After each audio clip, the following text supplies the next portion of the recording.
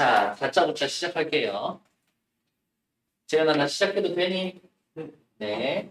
다양한 표현 기법, 강조하기와 변화주기를 할 거예요.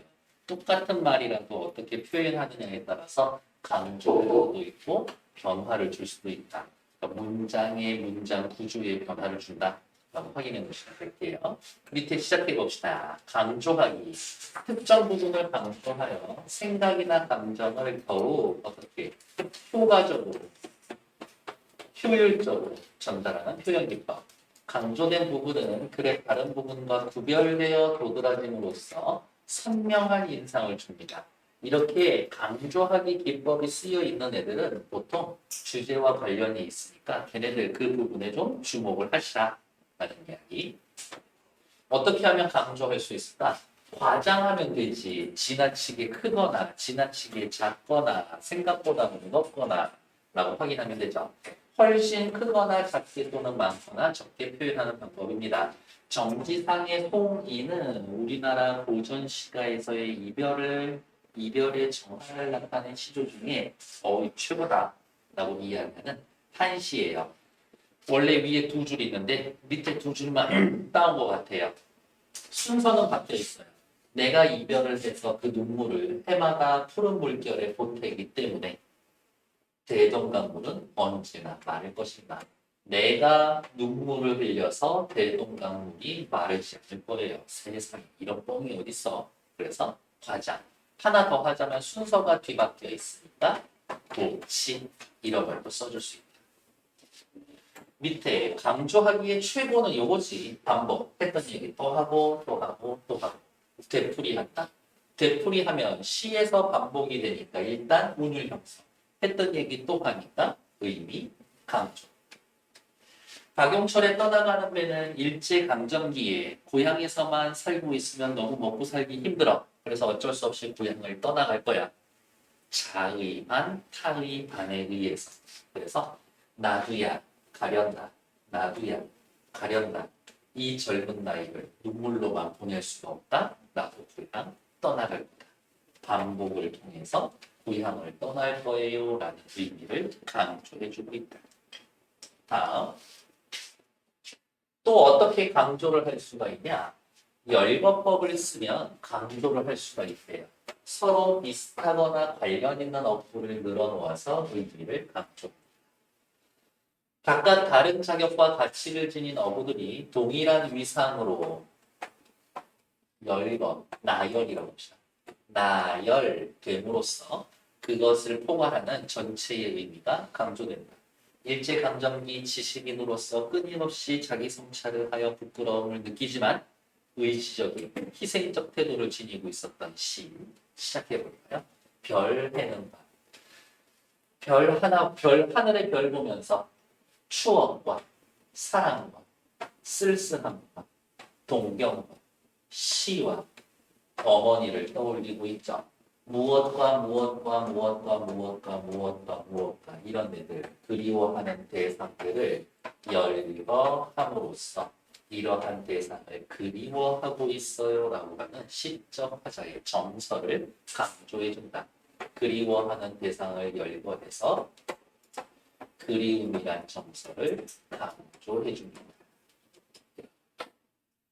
미을 점층법. 점층법은 위에다 이렇게 써놓을까요?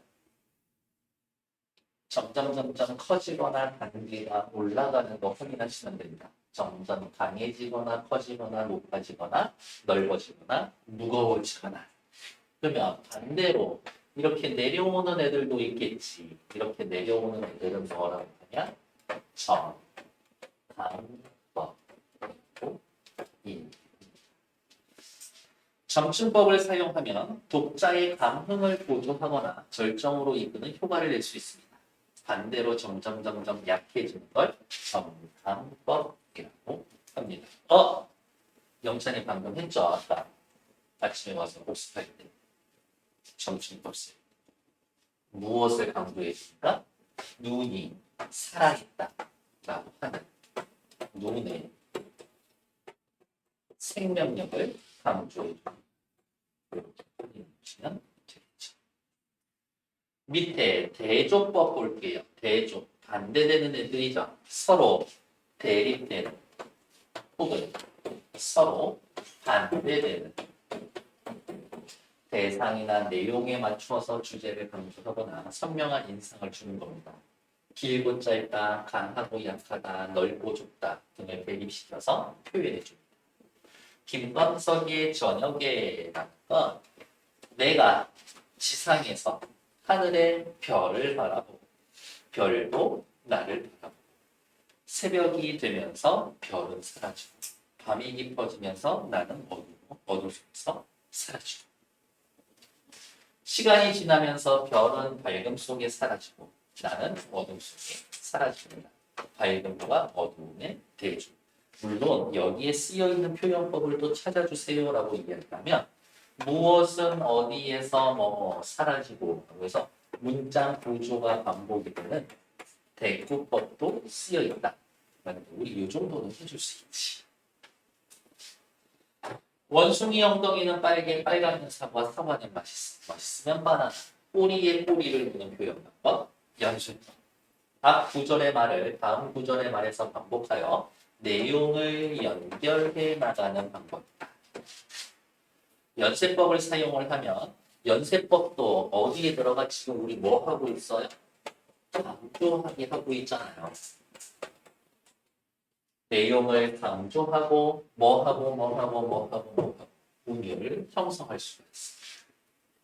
기형도에 홀린 사람이라는 시는 일반 많은 사람들, 대중을 어떻게 속이려고 하는 기만하는 권력자를 비판하는 내용. 우리 이렇게 오타가 많아? 권력자를 비판하는 내용. 내가 니들 위에 군림하면서 니들 뜯어먹고 있지만 니들은 나를 찬양해라. 그리고 그 옆에서 붙어서 하는 기생충 같은 놈들에 대해서 이야기해요. 생각 없이 그러한 선동에 넘어가는 현대 일반 대중도 비판합니다. 권력에 아부하는 자, 사회자가 외쳤다. 여기 일생을 이웃을 위해 산 분이 계시다. 이웃의 슬픔은 이분의 슬픔이고 이분의 슬픔은 이글거리는 빛이었다. 이분의 슬픔이었고 이분의 슬픔은 이라면서 꼬리에 꼬리를 물면서 이어지고 있죠. 연습. 물론 이분의 슬픔, 이분의 슬픔, 이분의 슬픔이라는 애들이 반복되고 있으니까 반복법 아니에요? 괜찮습니다. 이라. 됐나요? 이 뒷부분에 나서면 어떤 사람이 이야기해요. 그럼 당신은 신인가? 저 녀석을 끌어내. 괜찮습니다. 용서해 주세요. 라고 하면서 오히려 사람들이 더 선동당하는 그런 이야기들이 나오고 그래서 뉴스나 어디 TV 같은 데 나올 때 누가 나오면 저거 진짜인가? 진심인가? 한 번쯤은 의심해 봐야 합니다. 너무 의심하면 세상 사람들이 힘들게 하지. 다음 페이지. 영탄법. 느낌표 꽝 찍어줄 수 있으면 영탄법이에요. 놀라움, 기쁨, 슬픔, 감탄, 탄식 등 극적으로 고조된 감탄의 형태로 나타납니다. 정주용의 유리창은요. 아이가 죽었어요. 폐병에 걸려서 죽었어요. 당연히 슬프겠지. 하지만 그러한 슬픔을 굉장히 감정을 절제해서 드러내준 시예요. 그래서 이 시는 전체적으로 감정이 절제됩니다. 죽은 아이를 묻고 집 안에서 유리창에 기대어 이렇게 죽은 아이를 생각하고 있는데 숨을 쉬었더니 여기에 입김이 서리고 있어. 어머 그게 죽은 아이인 것 같은 거야. 그래서 자꾸 창문을 닦고 죽은 아이의 모습을 보니까 아이가 죽어서 외롭긴 하지만 그러한 형태로도 죽은 아이를 볼 수 있다는 황홀한 마음이 드는 거지. 밤에 홀로 유리를 닦는 것은 외로운 황홀한 신사이고 고울 태열관이 찢어진 채로 너는 산새처럼 날아갔구나. 느낌표 이렇게 두 군데 찍어줄 수 있죠. 그래서 에이 이시 감정 절제하지 않는 것 같은데요. 이 앞부분에 보면 처음 딱 그렇게 감정을 절제하는 얘기가 있어요. 감정을 절제한다고 처음부터 끝까지 완벽히 다 절제할 필요는 없잖아. 그러면 선생님 도대체 감탄이라는 건 뭘로 보면 됩니까? 느낌표 찍을 수 있는 것. 감탄사 있는 것들. 뭐뭐이시여, 뭐뭐이여와 같이 호소의 뜻이 있는 조사. 뭐뭐 하는도다, 뭐뭐구나와 같은 감탄형 어가 있으면 시에서 나오면 그냥 전부 다 이 뒤에다가 느낌표 그냥 찍어. 그리고 느낌표 전부 다 찍어 놓고 영탄법이라고 쓸 필요가 없어. 느낌표 하나만 꽝 찍어 놓고 이 시는 영탄법 쓰였구나 라고 생각하면은 나중에 필기하기 쉽지. 우리 지금 이 페이지에서 뭐 보고 있어요? 강조하기와 변화주기 보고 있죠. 그래서 이제 강조하기는 다 끝났고 뒤에 변화주기에 대한 부분 확인하도록 할게요. 변화주기는 평범하게 할 수 있는 말을 문장 좀 바꿔요. 첫 번째, 시를 더욱 생동감 있게 만들기 위해서 변화를 주어서 표현하는 방법이다. 변화주기의 방법을 사용하면 표현의 무엇을 단조로움을 피하고 독자에게 신선한 느낌을 줄 수 있다. 시각하면 안 돼. 이거를 넌 그렇게 계속 느끼어도 되겠냐. 당신한테 하는 얘기는 아니야. 이 더운 날 와줘서 너무 고생하셨어요. 물어보는 거죠. 그래서 저는 늘 이렇게 표현하죠. 서리법, 물음표 해놓고 동그라미 체크. 그냥 그 서리법이야. 나랑 공부하면. 뭐다? 알면서 물어본다. 의문문, 알면서 물어본다. 강조하기. 납작납작 박수근 화법을 위하여 박수근이라고 하는 화가는 그림을 그릴 때 일반 서민들을 그리면서 표정도 없이 그냥 되게 평면적으로 납작하게 그려요. 이건 뭐 입체감이 하나도 느껴지지 않는데 그런 정도의 느낌. 근데 김혜종이라는 시인은 박수근의 그림을 보면서 사람들이 이렇게 세상에, 삶에, 노동에 억눌려서 살고 있구나 라고 느끼는 거지. 천지 만물을 한 줄에 꿰어놓고 끝없이 한없이 펄렁펄렁 박수근이 그려놓은 그림을 빨랫줄 같은 데다가 이런 식으로 매달아서 이런 식으로 매달아서 바람이 불면 펄렁펄렁 그림이 휘둘리고 있다. 그 속에 사람들이 휘둘린다. 그 속에 사람들의 삶이 외부 환경에 의해 이리저리 휘둘리고 있다. 하나님, 당신이 만들어 놓은 그 대상, 사람들이 저렇게 쎄빠지게 고생하고 있는 거 보여요? 그거 보니까 어때요? 괜찮습니까? 괜찮지 않잖아요. 왜 저 사람들은 저렇게 힘들게 살아야 하는가? 라고 약간 좀 따지는 듯한 좀 느껴져요. 일반 서민들이 그렇게 사는 건 마땅한 게 아닙니다. 이야기. 네. 서리법이 쓰인 문장과 일반적인 의문문 구별하기. 알면서 물어본다. 진짜 궁금해서 답을 듣고 싶어서 물어본다. 그 정도는 좀 확인해 주면 되겠지. 다음 페이지. 변화 중이죠. 문장의 변화를 줍니다. 어떻게? 도치법. 말의 순서를 바꿔서. 의미를 강조해서 진짜 하고 싶은 얘기는 어디에 올 거야? 주로 뒷부분에 있어. 사랑하는 사람이 있는데 헤어졌어요. 근데 진짜 깔끔하게 좀 헤어진 것 같아. 근데 나는 아직도 그 사람이 너무 보고 싶어. 어떻게? 그 사람을 몰래 찾으러 가지. 근데 그 사람하고 만나면 너무 그 사람이 좀 당황할 수도 있을 것 같아. 그래서 당신이 확실히 서해에 가 있을 것 같아. 느낌이. 그런데 저는 아직 서해에 가보지 않았습니다. 어쩌면 당신이 거기에 계실지도 모르기 때문에 당신이 거기에 있을 것 같아서 거기에 가보지 않았습니다. 문장 순서로 따지면 1, 2 이렇게 와야 되는데 순서가 뒤바뀌어 있죠? 도치. 기억해. 오늘 수업 초반에 뭐 있었어? 도치법 있는 시 하나 있었어. 뭐 대성강문은 언제 말을 해마다 이별의 꿈을 더하는 것을 정지상의 송인이라는 시 도치 있었어. 참 기억해. 대꾸법은요 중요해요. 고전 시가에 특히 가사에는 거의 100% 도치법이 들어있다라고 생각하시면 되겠고요. 도치법이 나오면 무조건 시험 문제의 보기에 한 번 정도는 많이 나옵니다. 같거나 비슷한 문장 구조. 문장 구조를 다른 말로 뭐라고 한다? 통사 구조. 를 짝을 이어서 나란히 배우는 표현 방법. 대구법은 어쨌든 반복이니까 운율을 형성하고 의미를 강조해 줍니다. 강은교의 사랑법. 떠나고 싶은 자 떠나게 하고 잠들고 싶은 자 잠들게 하고 뭐 하고 싶은 자 뭐 하게 하고 비슷하게 생겼죠. 그래서 쟤네들을 대구법을 사용하면 뭐라고 하고 통사구조의 반복. 문장구조 반복, 통사구조 반복, 대구법 다 똑같은 말이고 골고루 다 사용하니까 쟤네들은 세트로 같이 기억해 두시라. 됐고, 뭐 얘도 읽어보시면 되겠고요. 인용법이에요. 자, 중간 정도 정리해볼까? 인용법 어디에 들어갔어? 강조하기가 아니라 변화주기에 들어간다라고 이야기했었어요.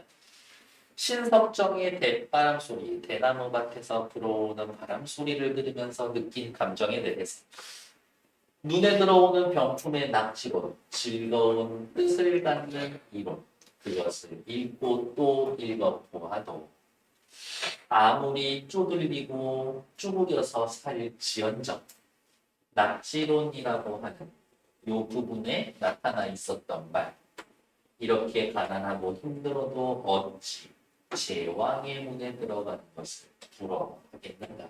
부러워하지 않는다. 인용했으니까 인용법. 하나 더 할까? 부러워할 거야, 안 할 거야? 부러워하지 않을 거예요. 알면서 답 정해져 있는데 물어봤죠. 우리 옆에다 하나 더 쓸 수 있지 않나? 서리.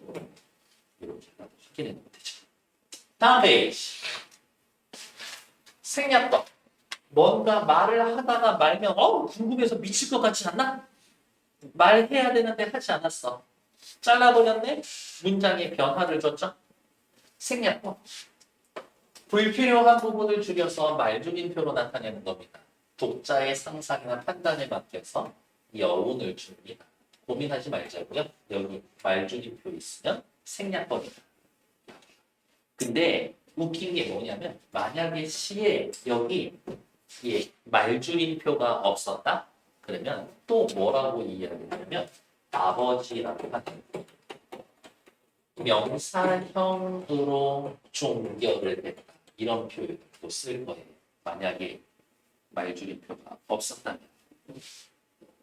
모의고사식이 시 나올 때 자주 나오는 말들입니다. 꼭 확인해 주시고. 문답법은 어렵지 않죠. 문, 질문하고 답, 대답하고 묻고 답하는. 이 가운데 스스로 묻고 자문, 스스로 답한다. 자다. 7번에 들어갈 말. 스스로 묻고 스스로 답한다. 자문, 자답. 있고 이해. 소월이 아저씨가 어디를 가야 하나 방황하고 있다가 갈림길에 섰습니다. 좋게 생각하면 어디로든 갈 수 있지. 하지만 나쁘게 생각하면 와 진짜 일로도 못 가고 일로도 못 가고 일로도 못 가고 일로도 못 가고 나 갈 데가 하나도 없네 라고 생각할 수도 있잖아요. 그러던 차에 하늘에 기러기는 날아가고 있는데 길도 없는 기러기 그 하늘에 기러기들은 잘 날아가고 있어. 여보시오 공중에 저 기러기 공중에 길이 있어서 잘 가는가? 여보시오 공중에 저 기러기 열십자 복판에 내가 섰소. 당신은 잘 가지만 나는 갈 데가 없소. 지 혼자 물어보고 대답하고 우리 하나 더 쓸 수 있지 않나? 기러기는 잘 가는데 나는 갈 데가 없죠. 이렇게 두 줄 묶어서 뭐라고? 대주. 단어 밑에 역설이 있는데요. 얘네 둘은 항상 세트로 다니는 애들이죠.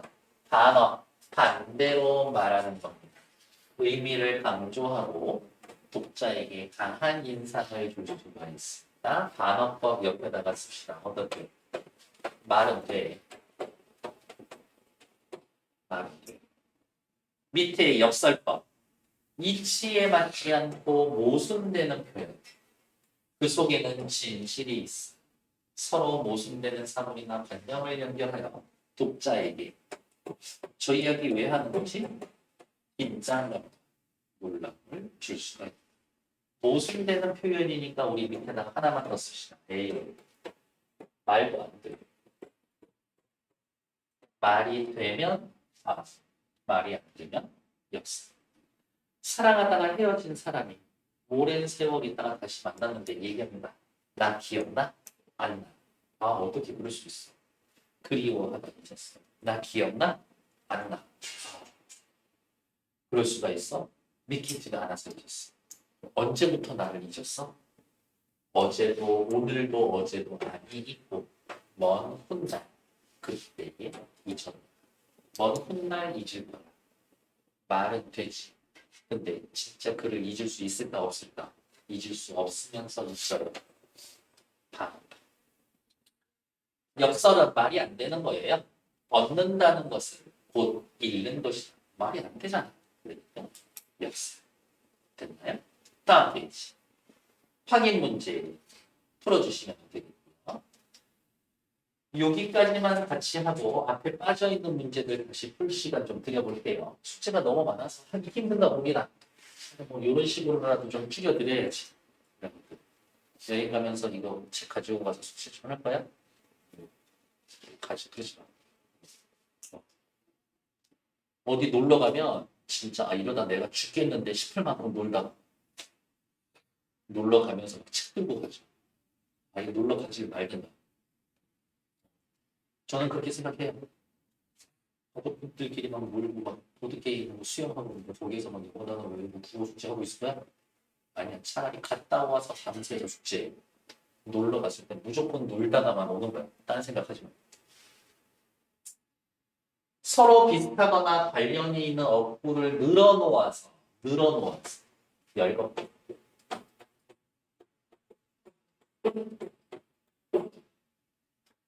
책 가져갈 거야? 네.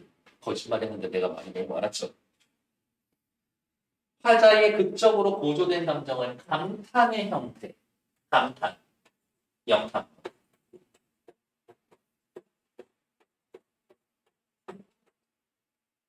말하려는 내용의 의문문 형식으로 스스로 생각하거나 판단해서 말하는 강조하기, 알면서 물어본다. 설이고.